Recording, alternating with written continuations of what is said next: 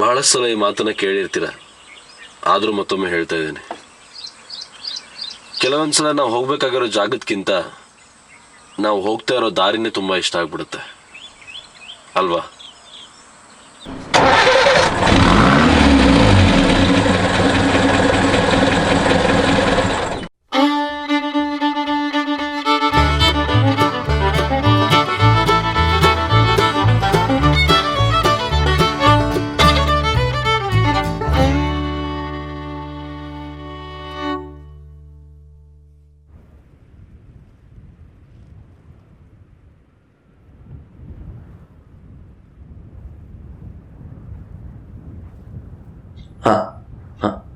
Start ಮಾಡೋಲ್ಲ? Start. ಈ ಪ್ರತಿ ಎಂಡಲ್ಲೂ ಸ್ಟಾರ್ಟ್ ಇರುತ್ತೆ ಅಂತೆಲ್ಲ ತುಂಬ ಹಾಡುಗಳಿದೆ, ತುಂಬ ಸಲ ಕೇಳಿರ್ತೀವಿ. ನಿಮ್ಮ ಜೀವನನೂ ಒಂಥರ ಅದೇ ರೀತಿ. ಸಿಕ್ಕಾಪಟ್ಟೆ ಸೀರಿಯಲ್ ಆ್ಯಕ್ಟ್ ಮಾಡ್ತಾ ಬ್ಯುಸಿ ಇದ್ದಂತಹ ದಿನಗಳದು. ಲಕ್ಷ್ಮೀ ಬಾರಮ್ಮ, ಕರೆಕ್ಟ್. ಹೌದು, ಅದೇ ಇಬ್ರು ಹೆಣ್ತಿರಿದ್ರಲ್ಲ, ಅದೇ ಸೀರಿಯಲ್.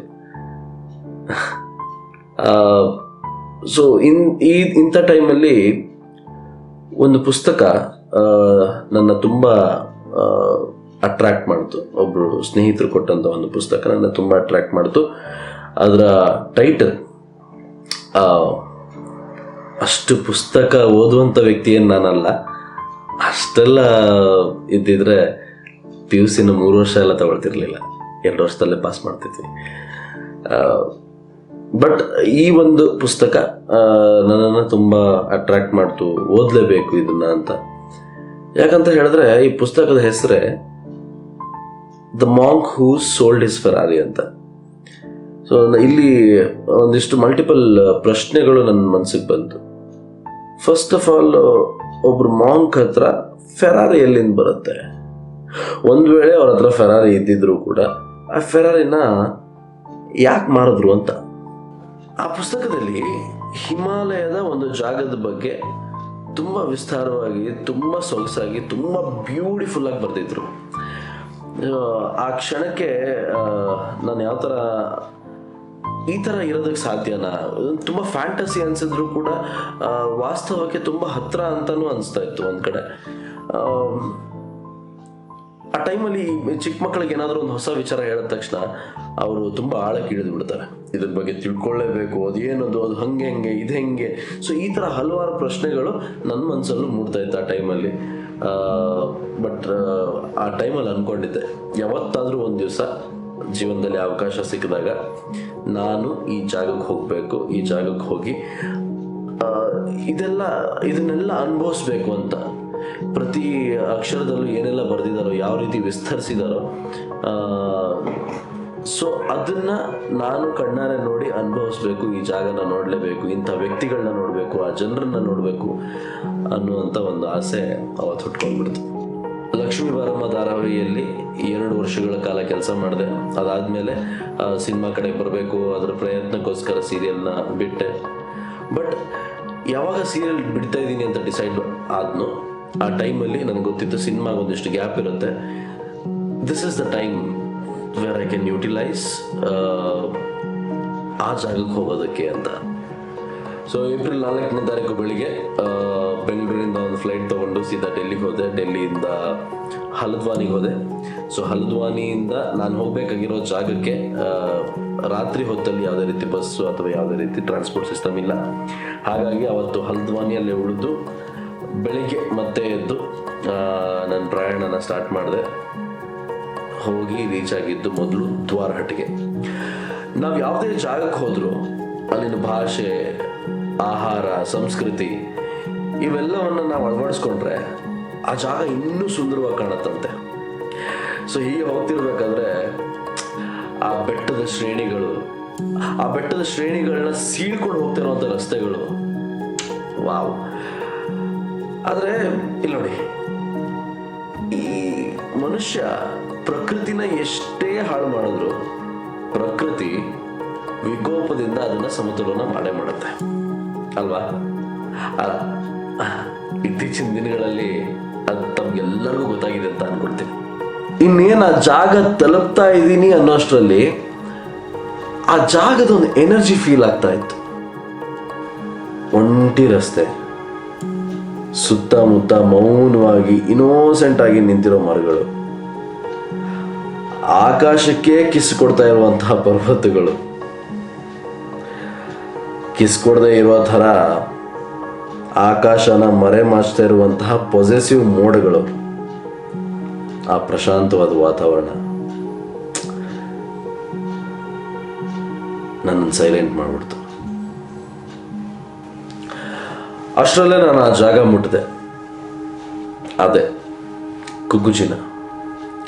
ಸೊ ಕುಕ್ಕುಚಿನ ಮುಟ್ತಿದ್ದ ಹಾಗೆ ಅಲ್ಲಿ the one and only Joshi P G and restaurant ಅಲ್ಲಿ ನಾವೊಂದು ಜಾಗ ತಗೊಂಡು ಅವ್ರ ಪಿ ಜಿಯಲ್ಲಿ ವಾಸವಾಗಿದ್ದೆ.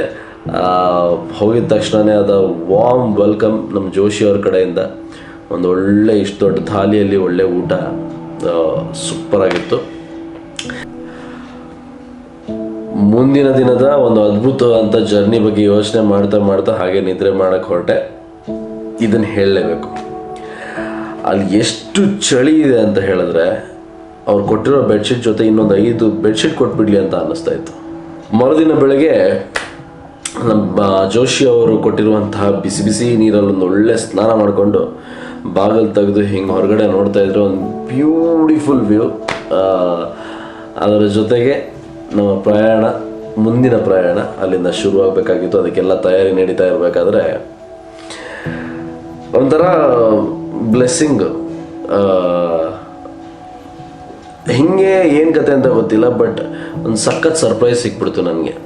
ಏನು ಅಂತ ಹೇಳಿದ್ರೆ, ಸರ್ ನಮಸ್ಕಾರ, ನೀವು ಸೀರಿಯಲ್ಲೆಲ್ಲ ಮಾಡ್ತಿರಲ್ಲ, ಚಂದನ್ ಅವರು ತಾನೇ ಅಂತ ಆ ಪಕ್ಕದಲ್ಲಿರೋರು ಹೇಳಿದ್ರು.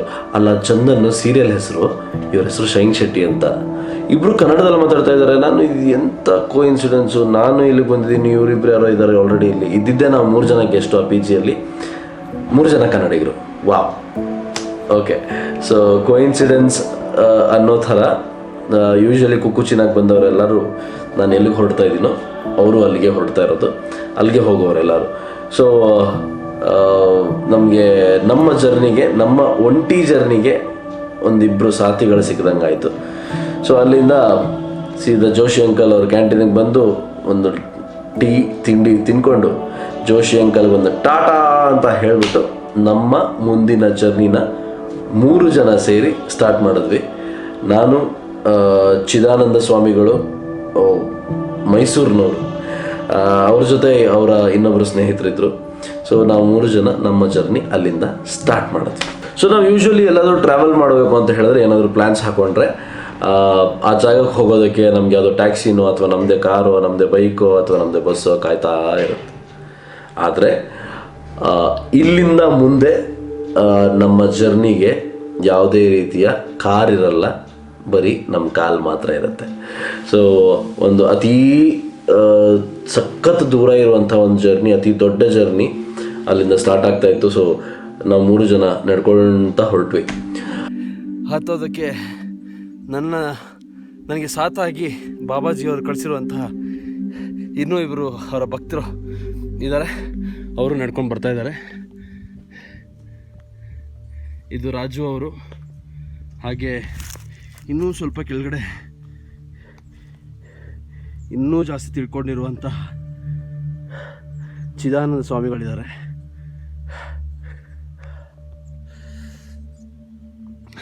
ಹೋಗ್ತಾ ಇರಬೇಕಾದ್ರೆ ಡೆಫಿನೆಟ್ಲಿ ಇದ್ರ ಬಗ್ಗೆ ಹೇಳಲೇಬೇಕು. ಪ್ರತಿಯೊಂದು ಜಾಗಕ್ಕೂ ಅದರದ್ದೇ ಆದಂಥ ಒಂದು ಮಹತ್ವ ಇರುತ್ತೆ, ಆ ಹೆಸರಿಗೆ ಅದರದ್ದೇ ಆದಂಥ ಮಹತ್ವ ಇರುತ್ತೆ. ಕುಕ್ಕುಚಿನ ಕುಕ್ಕುಚಿನ ಕುಕ್ಕುಚಿನ ಅಂತ ಹೇಳ್ತಾ ಇದ್ದೀವಿ, ಬಟ್ ಇದು ಕುಕ್ಕುಚಿನ ಹೆಂಗೆ ಏನು ಕತೆ ಅಂತ ಗೊತ್ತಿರಲಿಲ್ಲ. ಬಟ್ ಒಂದು ಜಾಗ ರೀಚ್ ಆದಾಗ ನಮ್ಗೆ ಗೊತ್ತಾಯಿತು, ಕೌರವರು ಪಾಂಡವರನ್ನ ಹುಡ್ಕೊಳ್ತಾ ಓಡಾಡ್ತಾ ಇರಬೇಕಾದ್ರೆ ಒಂದು ಜಾಗದಲ್ಲಿ ಬಂದು ಅವತ್ತು ಸ್ಟೇ ಆಗ್ತಾರೆ. ಸೊ ಹುಡುಕಿ ಸಾಕಾಗಿ ಇನ್ನು ಮುಂದಿನ ಜರ್ನಿ ಸ್ವಲ್ಪ ವಿಶ್ರಾಂತಿ ತಗೊಂಡು ಅದರ ನಂತರ ಮಾಡೋಣ ಸಾಗಿಸೋಣ ಅನ್ನೋ ರೀತಿಯಲ್ಲಿ ಅವತ್ತು ಅಲ್ಲಿ ಸ್ಟೇ ಆಗ್ತಾರೆ. ಸೊ ಅಲ್ಲಿ ಕೌರವರು ಬಂದು ಅಲ್ಲಿ ಉಳ್ಕೊಂಡು ಹೋಗಿರುವಂತಹ ಜಾಗ ಆಗಿರೋದ್ರಿಂದ ಅದಕ್ಕೆ ಕೌರವ ಚೀನಾ ಅಂತ ಹೆಸರು ಬಂತಂತೆ. ಸೊ ಈ ಕಾಲಕ್ರಮೇಣ ಸ್ವಲ್ಪ ಎಲ್ಲರೂ ಈಸಿ ಮಾಡ್ಕೊಳ್ತಾ ಕೌರವ ಚೀನಾ ಕುಕ್ಕು ಚೀನಾ ಆಗೋಯ್ತು. ಈ ದೂರದ ಬೆಟ್ಟ ನೋಡೋಕೆ ಚಂದ ಅಂತ ಹೇಳ್ತಾರಲ್ಲ, ಹಾಗೆ ನಾವು, ಯಾಕಂದರೆ ನಾವು ಟ್ರಾವೆಲ್ ಮಾಡ್ತಾ ಇರೋದು ಇವಾಗ 3 ಜನ ಒಂದು ಬೆಟ್ಟದ ತುದಿಗೆ ಹೋಗ್ತಾನೆ ಇದೀವಿ. ಇನ್ನೇನು ಇಲ್ಲಿ ಬಂತು, ಇಲ್ಲೇ ಕಾಣಿಸ್ತಾ ಇದೆ, ನೆಕ್ಸ್ಟ್ ಇದೇ ಬೆಟ್ಟ, ಆ ಥರ ಪ್ರತಿ ಸಲ ಅನ್ನಿಸ್ತಾ ಹೋದರೂ ಕೂಡ ಅನ್ಸೋದೊಂದು ಬಿಟ್ಟರೆ ಅದು ಸತ್ಯ ಆಗ್ತಾ ಇರಲಿಲ್ಲ. ಪ್ರತಿ ಹೆಜ್ಜೆ ಇಟ್ಟು ಹಾಗೂ ದಾರಿ ಹೋಗ್ತಾನೆ ಇದೆ. ಫೈನಲಿ ಒಂದು ಪಾಯಿಂಟ್ ಆದಮೇಲೆ ನಾವು ಅಂದ್ಕೊಂಡಿದ್ದಂಥ ಜಾಗನ ತಲುಪಿದ್ವಿ. ಸೊ ಈ ಜಾಗದ ಹೆಸರೇ ಪಾಂಡವ ಖೋಲಿ ಅಂತ. ಸೊ ಈ ಜಾಗಕ್ಕೆ ಖಂಡಿತವಾಗ್ಲೂ ಇದು ಸ್ವರ್ಗ ಅಂತ ಹೇಳಿದ್ರೆ ಖಂಡಿತವಾಗ್ಲೂ ತಪ್ಪಾಗ್ಲಿಕ್ಕಿಲ್ಲ. ಆ ಬೆಟ್ಟನೂ ಅಷ್ಟೇ, ಅದೊಂದು ಬೆಟ್ಟ ತುದಿಯಲ್ಲಿದ್ದೀವಿ ನಾವು ಅನ್ನೋಂಥ ಒಂದು ಫೀಲಿಂಗು ನಮ್ಗೆ ಆಗ್ತಾ ಇರಲಿಲ್ಲ. ಅಷ್ಟು ಸುಂದರವಾಗಿತ್ತು. ಒಂದು ಬೆಟ್ಟ ತುದಿ ಅನ್ನುವಂಥ ಒಂದು ಫೀಲ್ ಇರಲಿಲ್ಲ, ಯಾವುದೋ ಊರಲ್ಲಿದ್ದೀವೇನೋ ಅನ್ನೋಂಥ ಒಂದು ಫೀಲಿಂಗು. ಅದರ ಜೊತೆಗೆ ಈ ಹೆಸರಲ್ಲೂ ಇದೆ ಪಾಂಡವ ಖೋಲಿ, ಸ್ವರ್ಗಪುರಿ ಪಾಂಡವ ಖೋಲಿ ಅಂತ. ಸೊ ಅದೇ ರೀತಿಯಲ್ಲಿ ಅದು ಹೆಸರಿಗೆ ತಕ್ಕ ಹಾಗೆ ಸ್ವರ್ಗನೇ ಇದು ಈ ಜಾಗ. ಈ ಹೆಸರಿಗೆ ಪ್ರತಿಯೊಂದು ಊರಿಗೂ ನಾನು ಆವಾಗಲೇ ಹೇಳಿದಾಗೆ ಹೇಗೆ ಒಂದೊಂದು ಹೆಸರುಗಳು ಬರ್ತಾ ಹೋಯಿತು ಅಂತ. ಎಷ್ಟು ಸತ್ಯನೋ ಎಷ್ಟು ಸುಳ್ಳೋ ಅದು ಗೊತ್ತಿಲ್ಲ, ಬಟ್ ನಾನು ಕೇಳಿದಂತಹ ಕಥೆಗಳು ಆ ಊರಿನ ಬಗ್ಗೆ ನಿಮ್ಮ ಎದುರಿಗೆ ಹೇಳ್ತಾ ಹೋಗ್ತೀನಿ. ಪಾಂಡವ ಖೋಲಿ ಹೆಂಗೆ ಬಂತು ಅಂತ ಹೇಳಿದ್ರೆ, ಆವಾಗಲೇ ಕೌರವ ಚೀನಾ ಕೌರವರು ಬಂದು ಅಲ್ಲಿ ಕಾಯ್ತಾ, ಅಂದರೆ ಪಾಂಡವ್ರನ್ನ ಹುಡುಕೊಳ್ತಾ ಕೌರವರು ಕುಕ್ಕುಚಿನ ತನಕ ಬಂದರು. ಅಲ್ಲಿ ಬಂದಾದ್ಮೇಲೆ ಬೆಟ್ಟ ಹತ್ತಲಿಲ್ಲ, ಅಲ್ಲಿಂದ ವಾಪಸ್ ಬೇರೆ ಕಡೆ ಡಿವಿಯೇಟ್ ಆಗಿ ಹೊರಟೋದ್ರು. ಬಟ್ ಪಾಂಡವರು ಆ ಬೆಟ್ಟನ ಹತ್ತಿ ತುಂಬ ದಿನಗಳ ಕಾಲ ಆ ಬೆಟ್ಟದಲ್ಲೇ ಇದ್ರು ಅಂತ ಹೇಳುವ ಅಲ್ಲಿನ ಜನರು ಹೇಳ್ತಾರೆ.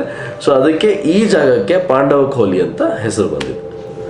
ಪಾಂಡವ ಖೋಲಿ ರೀಚ್ ಆಗಿದ ತಕ್ಷಣ ಅಲ್ಲಿ ನಮ್ಮನ್ನ ತುಂಬ ವರ್ಷಗಳಿಂದ ಆ ಜಾಗನ ನೋಡ್ಕೊಳ್ತಾ ಇರುವಂಥ ಒಬ್ಬರು ವ್ಯಕ್ತಿ ಸಿಕ್ಕಿದ್ರು. ಬಾಬಾಜಿಗಳೆಲ್ಲ ಇದ್ದಾರಂತ ಅಲ್ಲಿ, ಬಟ್ ಆ ಕ್ಷಣಕ್ಕೆ ಅಲ್ಲಿ ಯಾರೂ ಇರಲಿಲ್ಲ.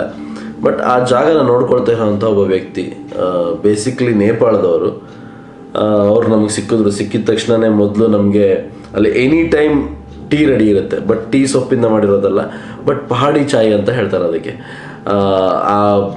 ಆ ಬೆಟ್ಟ ಗುಡ್ಡದಲ್ಲಿರುವಂತಹ ಒಂದಿಷ್ಟು ಸೊಪ್ಪು, ಬೇರು, ಇದರಿಂದೆಲ್ಲ ಸೇರಿ ಮಾಡಿರುವಂತಹ ಒಂದು ಪೌಡರ್ ಇದೆ, ಅದರಿಂದ ಮಾಡುವಂತಹ ಒಂದು ಟೀನ ಕೊಟ್ಟರು ನಮಗೆ.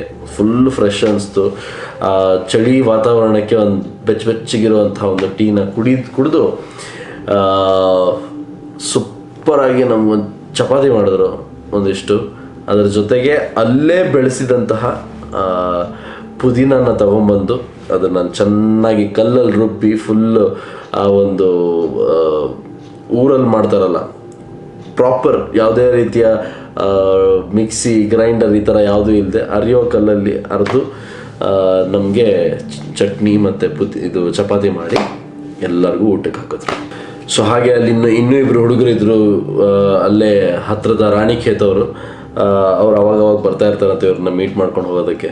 ಬಟ್ ಈ ಕೇರ್ ಟೇಕರ್ ಏನಿದಾರಲ್ಲ, ಈ ಮನುಷ್ಯನಿಗೆ ಬಹಳ ವರ್ಷಗಳ ಒಂದಿಷ್ಟು ಎಕ್ಸ್ಪೀರಿಯನ್ಸ್ ಇದೆ, ಬಹಳ ಜಾಗಗಳಿಗೆ ಹೋಗಿರುವಂಥ ಎಕ್ಸ್ಪೀರಿಯನ್ಸ್ ಇದೆ. ಫೈನಲಿ ಇಲ್ಲಿ ಬಂದು ಇಲ್ಲಿ ಉಳ್ಕೊಂಡಿದ್ದಾರೆ. ಕನ್ನಡದಲ್ಲಿ ಮಾತಾಡ್ಬಿಟ್ರು.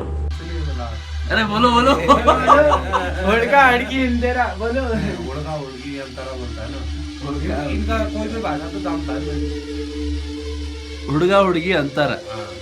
ಹುಡುಗ मतलब लड़का, हुड़गी अंतरा अंत बोलते हैं.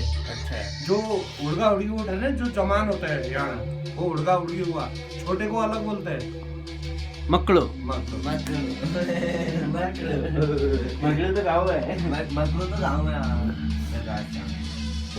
ಶಾಕ್ ಆಗೋದು, ಏನಿದು ಹೋದಲ್ಲೆಲ್ಲರೂ ನಮಗೆ ಕನ್ನಡದಲ್ಲಿ ಮಾತಾಡೋರು ಸಿಗ್ತಾ ಇದಾರಲ್ಲ ಅಂತ. ಬೆಂಗಳೂರಿನ ಯಾವುದೋ ಒಂದು ಜಾಗದ ಹೆಸರು ಲಿಂಗರಾಜಪುರಂ ಅಂತ ಅನ್ಸುತ್ತೆ. ಸೊ ಲಿಂಗರಾಜಪುರಂ ಹೆಸರು ಹೇಳಿ ನಾನು ಅಲ್ಲಿ ಕೆಲಸ ಮಾಡ್ತಾಯಿದ್ದೆ ಒಂದು ಹೋಟ್ಲಲ್ಲಿ. ಏನು ತಿಂತೀರಾ? ಇಡ್ಲಿ ವಡಾ ತಿಂತೀರಾ ನೀವು? ಇಡ್ಲಿ ವಡಾ ಅಂತೆಲ್ಲ ಹೇಳಿದ್ರು. ಹೋಟ್ಲಲ್ಲಿ ತುಂಬ ವರ್ಷ ಕೆಲಸ ಮಾಡ್ತಿದ್ದೆ ಅಂತ ಹೇಳಿದ್ರು. ಸಮೋಸ ಎಲ್ಲ ಮಾಡ್ತಾಯಿದ್ದೆ, ನಮ್ಮ ನಾರ್ತ್ ಇಂಡಿಯನ್ ಡಿಶಸ್ ಎಲ್ಲ ಮಾಡಿ ಅಲ್ಲಿ ಆ ಹೋಟ್ಲಲ್ಲಿ ಅಡುಗೆವನಾಗಿದ್ದೆ, ಅದೆಲ್ಲ ಆದಮೇಲೆ ಇಲ್ಲಿ ಬಂದು ಇಲ್ಲಿ ಸೇರಿಕೊಂಡೆ, ಇಲ್ಲೇ ಇದ್ದೀನಿ ಅಂತ ಹೇಳಿದ್ರು. ಸೊ ಅಲ್ಲಿನ ಒಬ್ಬ ವ್ಯಕ್ತಿನೂ ನಮ್ಮ ಭಾಷೆನ ಮಾತಾಡಿದಾಗ ಅದೊಂದು ಕನೆಕ್ಟ್ ಆಗುತ್ತಲ್ಲ, ದಟ್ಸ್ ಪ್ರೈಸ್ಲೆಸ್.